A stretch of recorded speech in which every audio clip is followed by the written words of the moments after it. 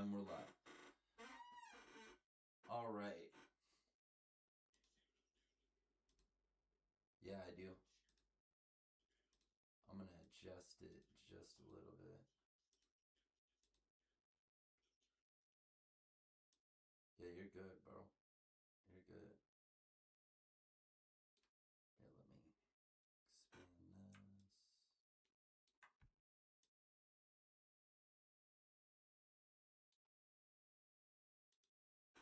All right. All right. I think my chair is probably obnoxious.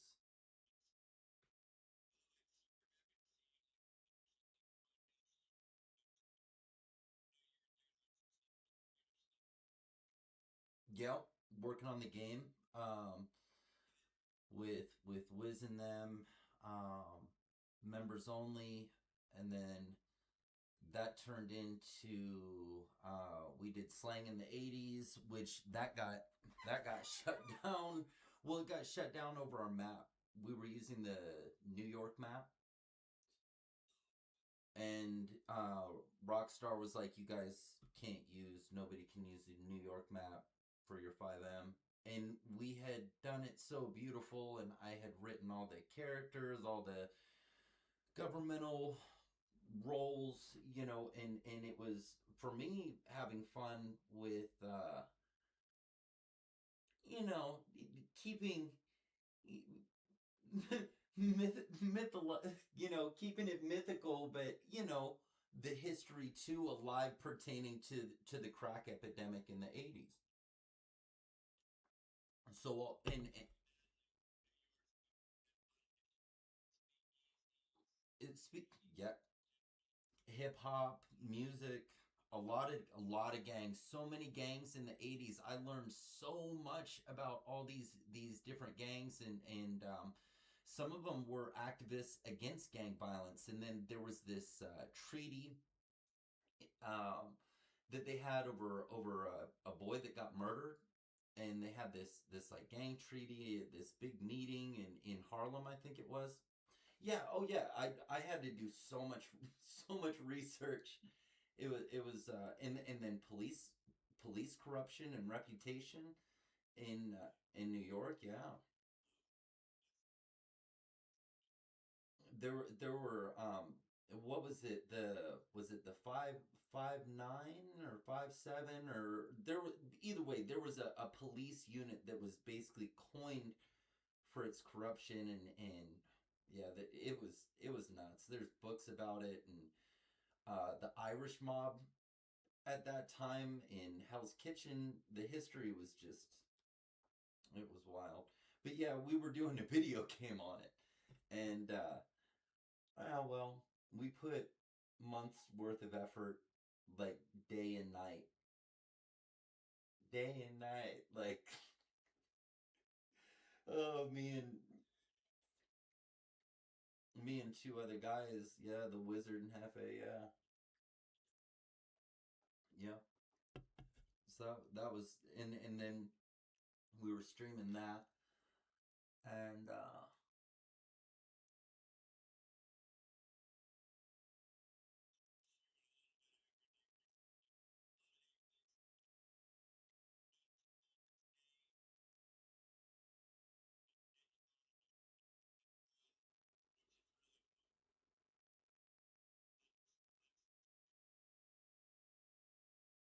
yeah, yeah, I believe it. I haven't played a fighting game in a while. I love them.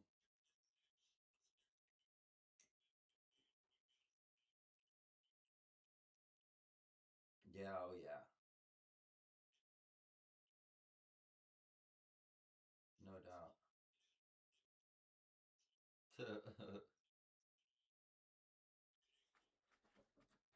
Nice, nice. Me and my buddy, we've been getting down on Battlefield a little bit. Right, nice. I do too. Yeah.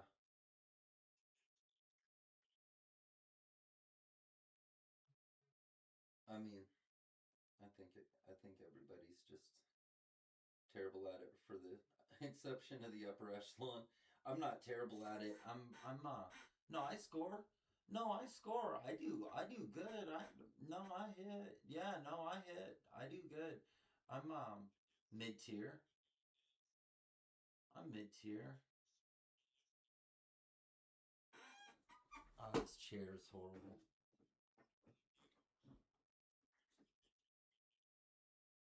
My buddy, my buddy Cap, he's good. He's good. So okay. The intention behind this podcast on this side specifically is pertaining to the family unit. For one, we are we are two brothers that have lived two completely different different worlds.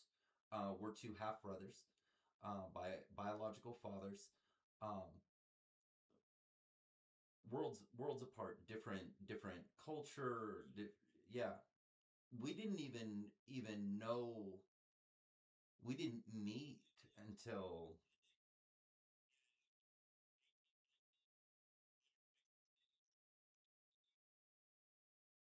yeah, yeah, and yeah,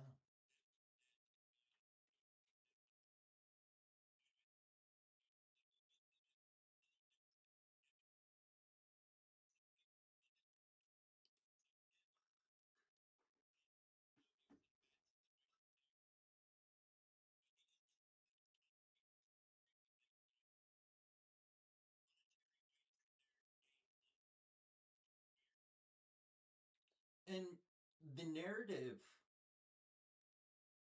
would, and really,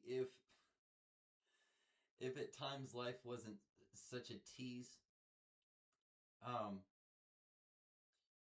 it would have been, I would have had best case scenario in, really, in, I believe, and I know that you'll find no offense in me saying this, that between the two of us, I did. I did have best case scenario, and I don't know much about Kevin's situation. I know he ended up. Did he end up in foster type care, or? And I've never met Kevin.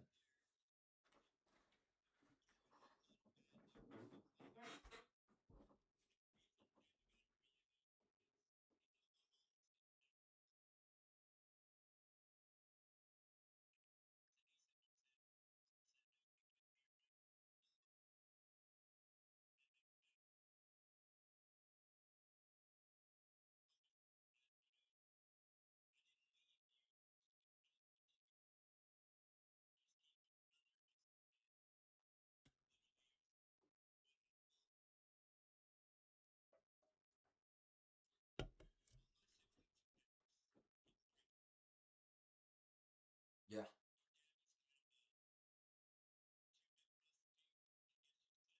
yeah, but also all my siblings are half on my mom's side too, but two of them are related to each other, like full blood. Yeah, two.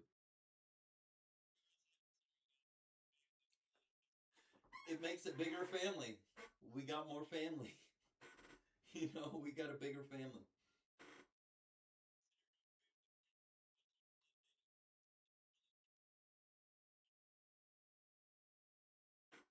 And that's the ultimate point and purpose of this movement, is pertaining to,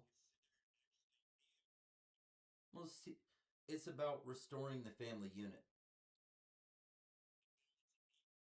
Mm-hmm. Yep.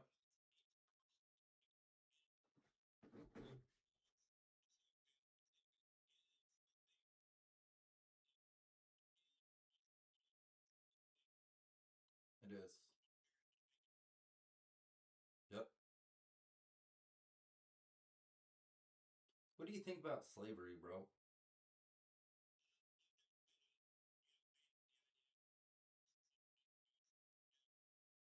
No. I'm bigger than you. I'm bigger than you. Yeah.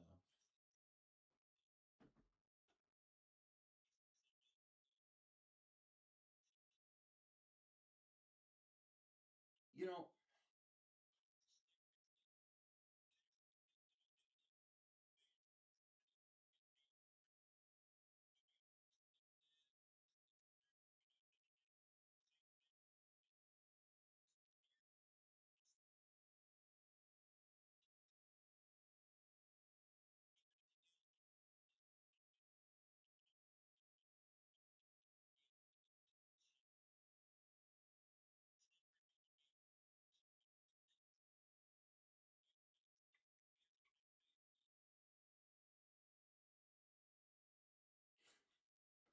yeah, yeah, yeah. So there. I wanna add to what you said. I wanna track with you on it. So I've been trained and swore my life to defend the Constitution, and I've never I've never questioned that, and I still stand by my oath. I still do. And hold on, hear me out on something. Hear me out on something. Is today was the first time I felt it was very reasonably questioned because ultimately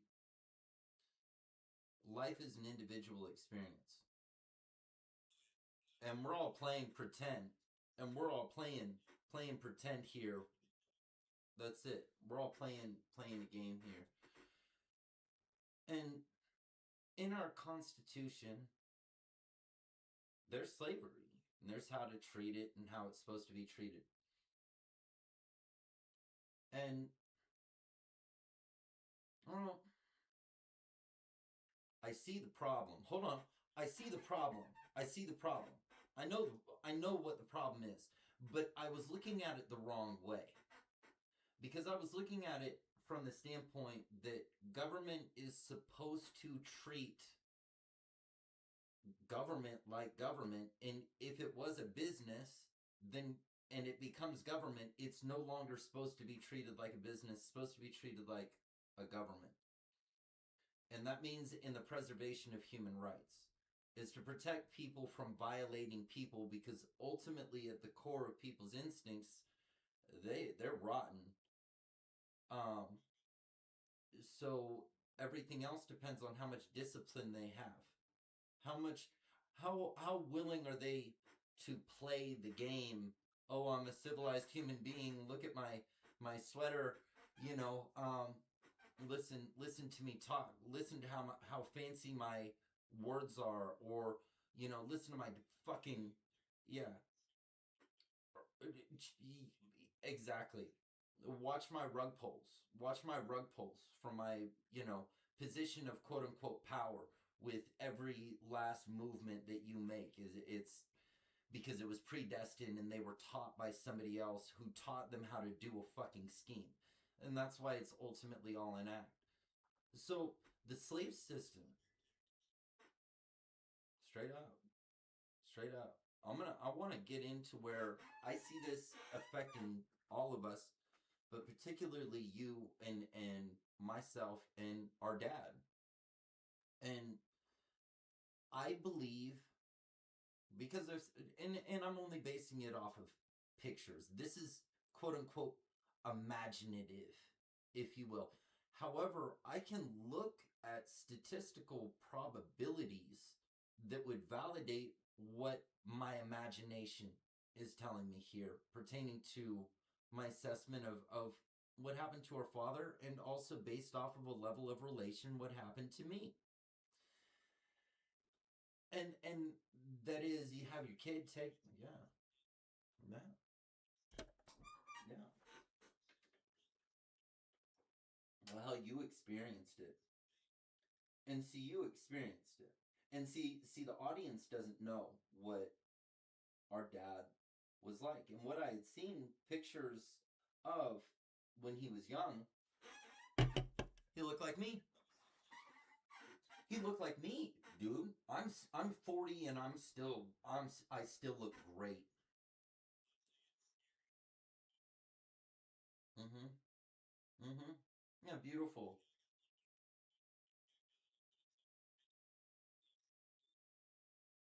It's, yeah.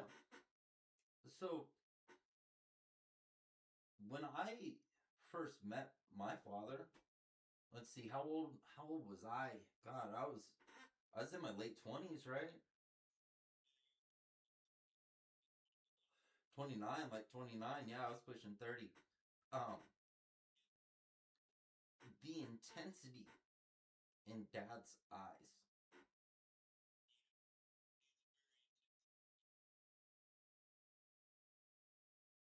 anger.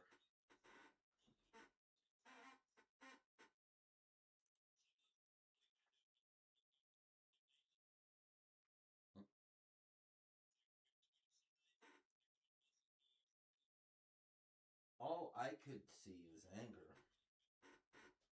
Yeah.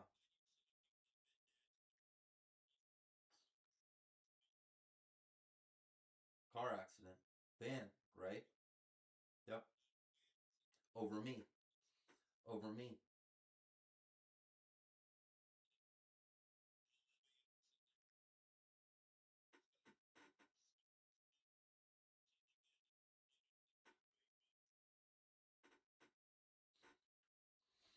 Yeah, yeah.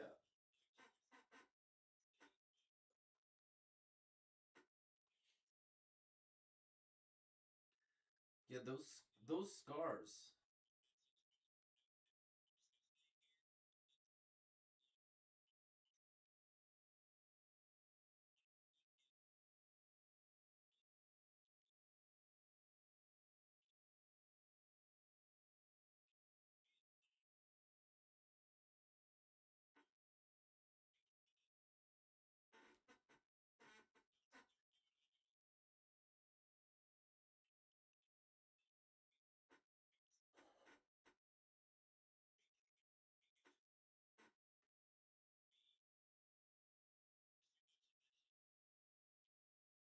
Yeah, it's pretty simple. It's pretty simple because it's inherent in our instinct to be good to one another and to only really be messed up. Well, outer tribal has always been a part of human history as far as I've seen. You kill your neighbors. I mean, prehistoric has shown me in my studies that cannibalism was pretty rampant. People would eat their neighbors, and they'd eat their own family, out of necessities because life was just that harsh. Um, what I believe has gone on is humans have been so far separated from a natural world that they've forgotten who they are on a major scale. Not everybody, but on a very major scale. And domestication, like a poodle, is expected, out of the people. And man, from what I heard, I knew about that van accident before I met Dad.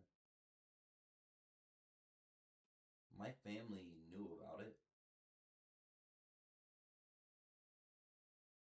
I knew about them telling him that I was dead. And I don't blame my grandparents because my mom had came there. Bet you're good. My mom had came there with, a story.